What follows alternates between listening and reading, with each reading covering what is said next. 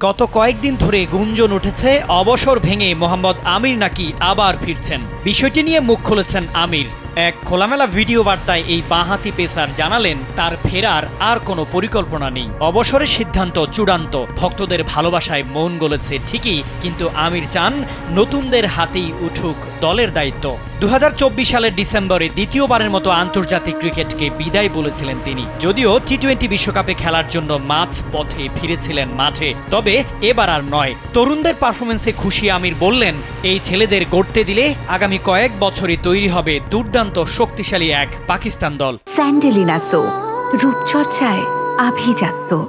Asia cup ফাইনালে খেলার পর এবার বিশ্বকাপ জয়ের স্বপ্ন দেখছেন সাবেক এই তারকা পেসার।